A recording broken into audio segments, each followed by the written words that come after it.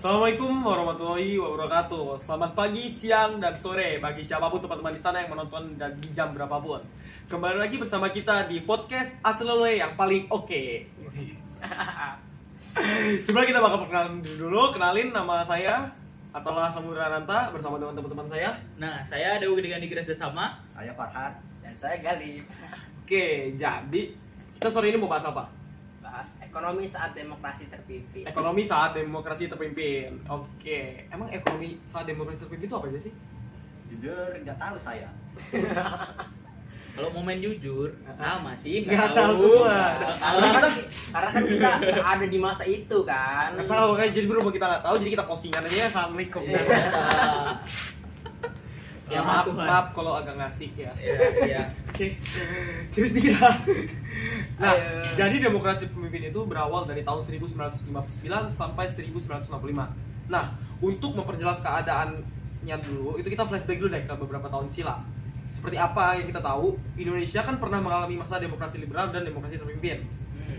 Kalian tahu nggak sih di kedua masa ini tuh apa aja perbedaannya? Tahu kok.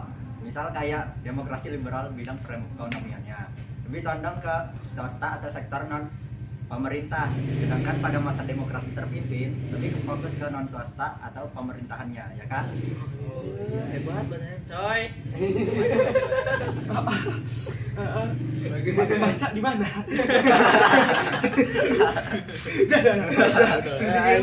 Serius. Nah, hal ini tuh juga benar tadi apa yang dikatakan Farhan. Hal ini juga dapat dilihat dari kebijakan pembentukan Depernas atau Dewan Perancang Nasional pada tanggal 15 Agustus 1959. Depernas ini sendiri juga diketuai oleh Muhammad Yamin. Nah, tugasnya itu untuk merancang UU Pembangunan Nasional dan juga menilai hasil pembangunan setelah 1 tahun program dikerjakan. Nah, ada yang tahu nggak? Ada yang bisa jelasin lagi nggak Depernas itu apa? Nah, Depernas itu berhasil nyusun rancangan undang-undang juga pembangunan yang diberi nama Pembangunan Nasional Berencana 8 tahun dari 1961 sampai 1969 dengan program kerjanya itu kayak ngeruk kekayaan alam sebanyak mungkin buat ningkatin program pembangunan nasional di pusat. Nah, tapi ya gitulah seperti yang kita tahu kan, dikeruk-keruk Iya. buat pusat jadi daerahnya nggak dapet. Jadi Ujung-ujungnya ada konflik ya. Ujungnya konflik di tetep- mana-mana Konflik kayak di contoh ya. pedalaman atau pedesa-desaan Ya, gitu. yang merasa hak mereka tuh diambil gitu. merasa Nah. kayak seharusnya itu jatah mereka, jadinya mereka nggak dapet segala macam, mereka melakukan protes ke Iya, pemerintah iya. pusat. ujung-ujungnya tuh ya mata uang tetap turun. Ya, dari yang awalnya 500 tuh jadi 50. Nah, dari yang 1000 jadinya cuma 10. Jauh Jauh banget ya. Jauh banget. Jauh banget. Gila ya, bisa terpuruk kayak gitu. Tapi sayang Depernas nggak berhasil nih buat menjalankan proyek pembangunan di bidang industri, jadi dibubarin sama Soekarno. Terus diganti sama Bappenas, yaitu Badan Perencanaan Pembangunan Nasional yang diketuai langsung oleh Soekarno. Nah, Lip, tau nggak sih kebijakan itu apa aja? Kebijakan yang selanjutnya itu seperti devaluasi. Devaluasi juga termasuk penurunan nilai mata uang. Nah, sebenarnya itu devaluasi pernah diterapkan di masa demokrasi liberal ya, yang tadi dikatakan itu penurunan nilai mata uangnya itu yang jadi dari 1000 jadi 100 gitu. 1000 jadi 100 Nah, gitu. tapi yang kali ini berbeda nih. Enggak, itu tuh maksudnya 1000 dari 100, 1000 jadi 100 itu apa yang kayak misal nih, kalau negara lain kan kayak 1 ringgit. 1 ringgit terus kita 1000 rupiah. Itu kan nilainya sama aja gitu contohnya. Nah, maksudnya dari kayak 1000 rupiah jadi 100 rupiah ini gimana tuh? Kayak apakah nilai 1000 tuh jadi 100 rupiah atau emang jumlahnya aja sih? Kayak gitu? enggak sih. Itu tuh penurunannya kayak tahu nggak waktu akhir jabatannya SBY atau Jokowi gitu, lupa gua. Iya, Ya, iya. lupa saya mah. Penurunan mata uangnya itu sempat Jokowi. Oh, iya. Iya, Gua ingat. sempat ada wacana buat nurunin mata uang Iya. yang dari 1000 jadi 1 rupiah. Nah, Iya, kayak Ada gitu. tuh, pernah denger tuh. Iya, Jadi orang rakyat-rakyat tuh bisa beli barang seharga misal kayak apa nih? Teh misal 2.500. Iya, teh. Iya. Jadi dibayar cuma 2,5 rupiah. 2,5 Gitu. rupiah. Seharusnya kayak gitu. Nah, tapi pada gininya sih gagal kayaknya. Gagal. Kenapa tuh Jadi gagal? nggak- Entahlah, mungkin banyak faktornya ya. Iya, mungkin ada mungkin kalau dipikir-pikir ada banyak ruginya mungkin atau apanya gitu yang negatif. Oh. Jadi ya kan. Iya ya bisa masuk gitu. Nah, satu lagi kebijakan yang terakhir ini pembukuan sebagian simpanan di bank yang nilainya ngelebihin 25.000 Ya. 25.000 aja tuh, Iya, 25.000. Nah, tapi ujungnya masalah ekonomi waktu itu nggak selesai soalnya si pemerintah ini masih nggak bisa nahan nafsu. Iya bahasanya nahan nafsu. Iya, nggak bisa nahan Iya. nafsu. Buat membangun proyek besar. Proyek Mungkin besar kalian ini. pernah dengar kayak proyek mercusuar. Nah, ya itu. Contohnya kayak Monas, GBK, GBK. Istora. Terus ada pelaksanaan Asian Games pada tahun 1969 di Jakarta. Iya. Yang paling ultimate sih Ganevo ya, Games of the New Energy Force tahun 1963. Ya. Belum habis sampai sana juga, masih ada pembangunan Sonevo. Apa itu Sonevo, Farhan?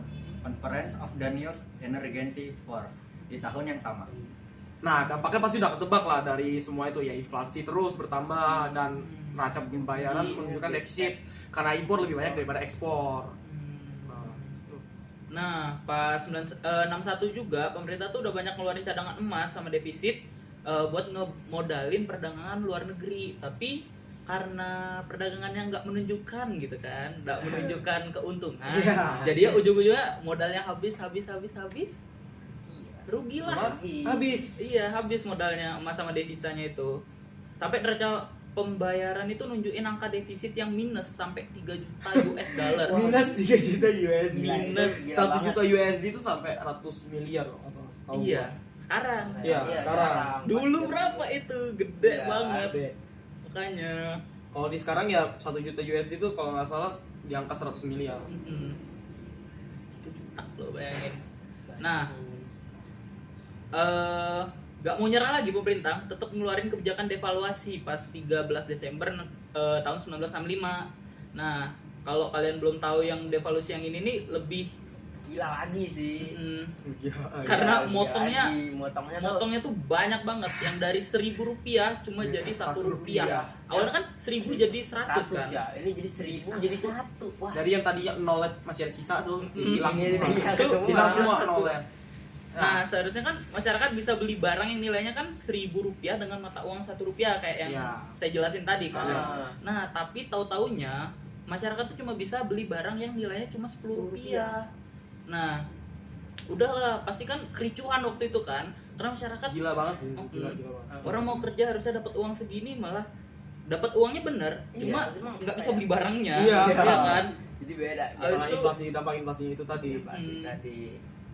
sampai ke angka tertinggi di 600% pas akhir tahun 1965. Iya, itu kenaikan ini 600%. 600%, bayangin itu 600%. Wah, Di atas 100%. Iya. Ya. persen. Bayangin kalian beli Mm-mm. apa gitu, mie instan ya, Mie harga instan, 3.000, 3.000. 600%, 100% itu 18.000. Apa sih? Ya dari yang tadi yang bisa kalian kalau sekarang 18.000 bisa dapat samyang cuma dapat Indomie. Nah, itu jadi. Kalian bayangin tuh waktu itu segede itulah dampaknya ya. Iya. Nah, seiring hancurnya ekonomi Indonesia nih juga turun juga tuh gininya. Apa? Masa pemerintahan Jokowi, Soekarno. Nah, habis dari Super Semar ya. Ah iya, Super Semar. Iya, ada. Super Surat Semar. perintah 11 Maret.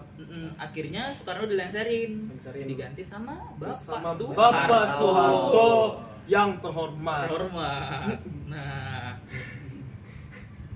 Wah, jadi pusing juga ya. Pusing sebenarnya lah. ekonomi Ya, ini, soal bahasa ekonomi. ekonomi. Ketika kita anak IPA disuruh belajar ekonomi, ternyata ya Iya. pusing juga. Iya, bisa juga sebenarnya. Ya. Salah. Mungkin segitulah Iya. dampak ekonomi di bidang lagi pada zaman demokrasi terpimpin. Ini jam berapa sih sekarang? berapa itu? 16. Di sini kita jam berapa sekarang? 16.38. 19.38. Ya, Setengah lima. sampai sini dulu pembicaraan kita pada sore hari ini. Lebih dan kurang kita mohon maaf.